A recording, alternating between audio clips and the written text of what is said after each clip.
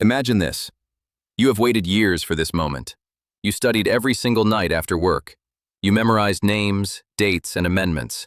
You walk into the USCIS office feeling confident. The officer smiles, opens a folder, and begins asking questions. The first few are easy. You answer them without hesitation. Then question number 11 comes.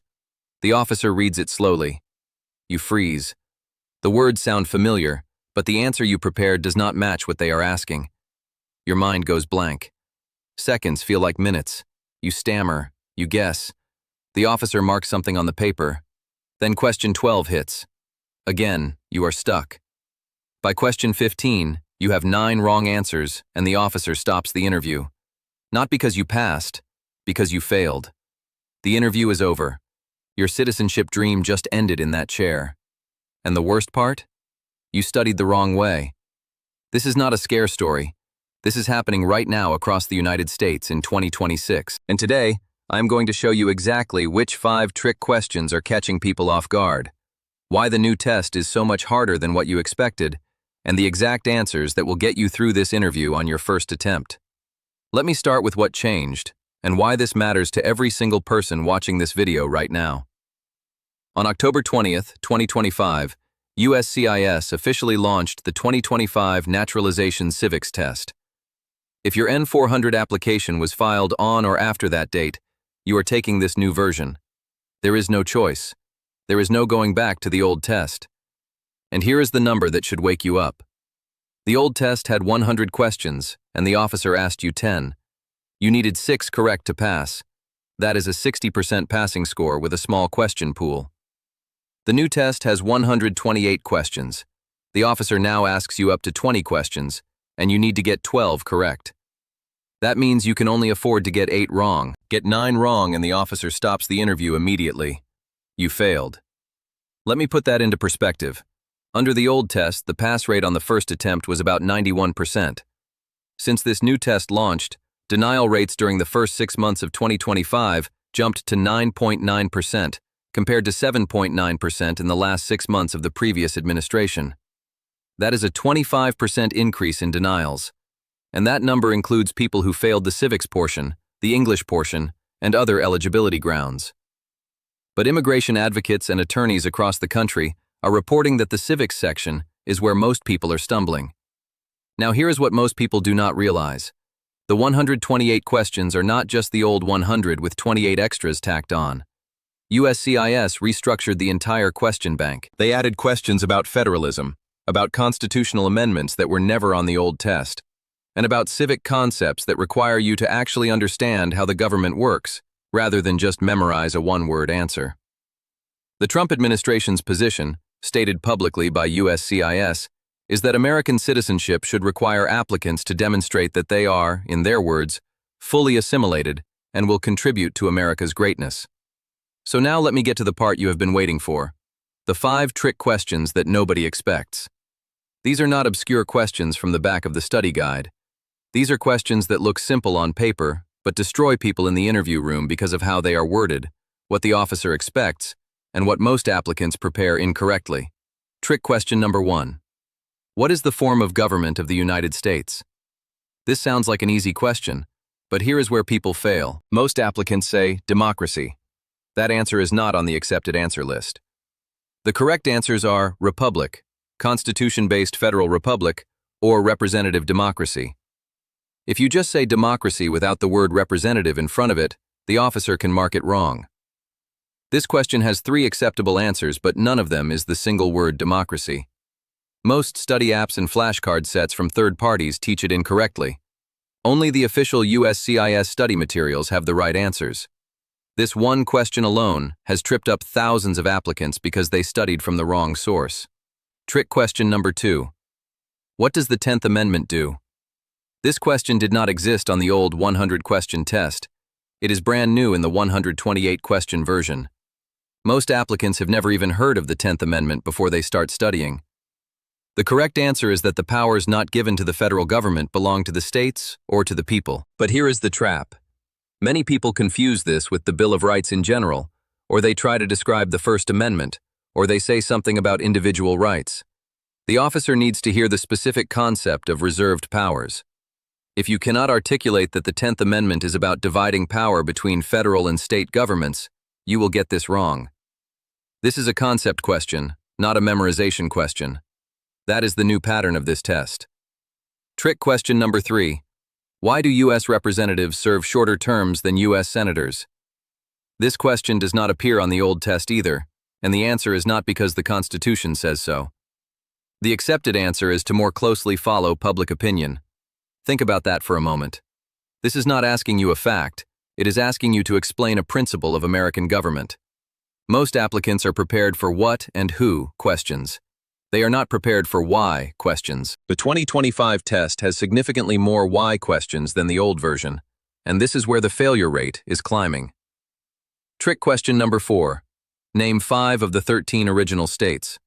On the old test, you only needed to name 3. Now you need 5. And here is the real trick.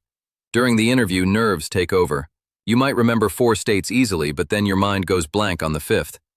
The officer cannot help you. The officer cannot give you hints. And if you name a state that was not one of the original 13, that counts as a wrong answer to the question.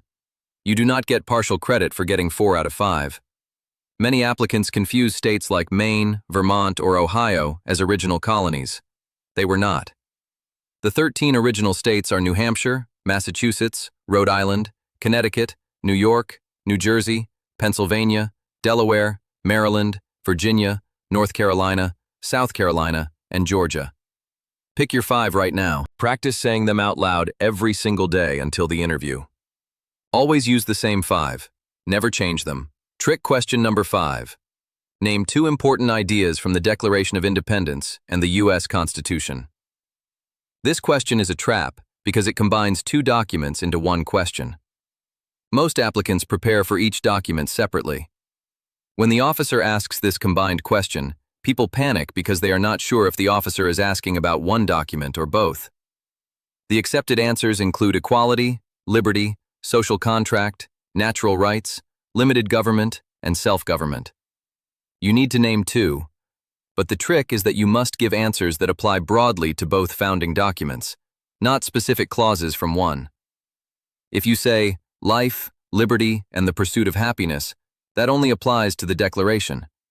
That answer would actually work for a different question, question number 11, but not for this one. Mixing up which answer goes with which question is the number 1 reason people fail these document-based questions. Now that you know the 5 trick questions, let me give you the strategy that will make sure you pass on your first attempt. Step 1. Study only from official USCIS materials. Go to uscis.gov and download the official 128 Civics Questions and Answers document. It is free. It is in PDF format. Every acceptable answer for every question is listed. Do not rely on third-party apps or YouTube flashcard videos that may have outdated or incorrect answers. The official document is your only source of truth.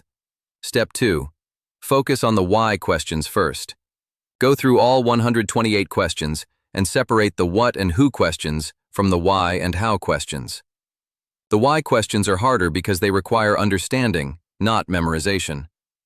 Practice explaining concepts out loud as if you were teaching someone else. Step 3.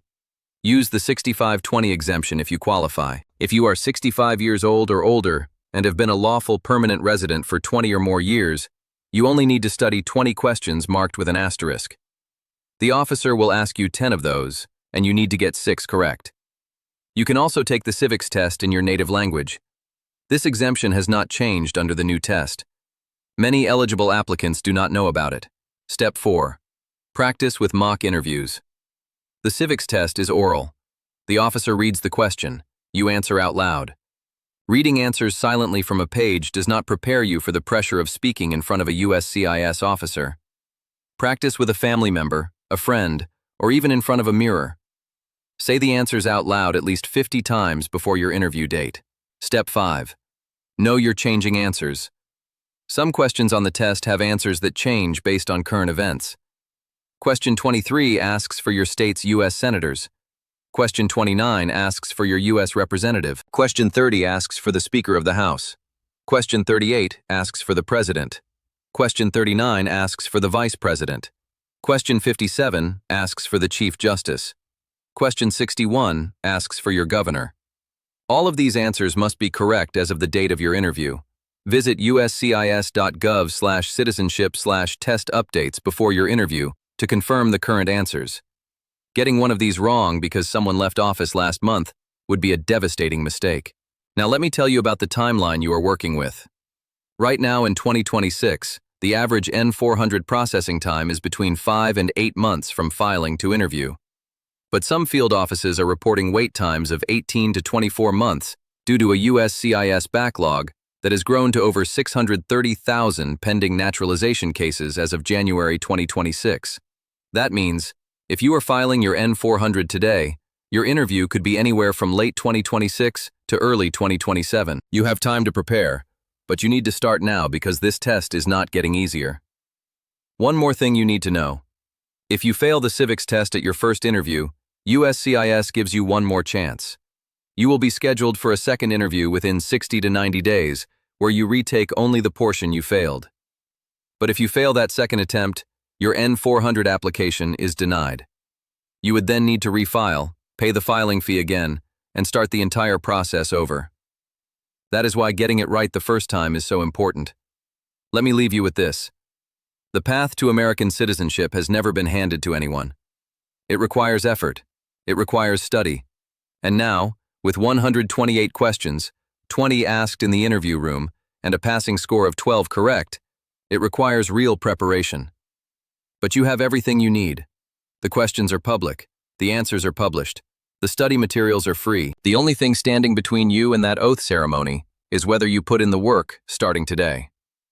If this video helped you, subscribe to this channel right now and turn on notifications, because I am covering every immigration update that affects your status, your family, and your future.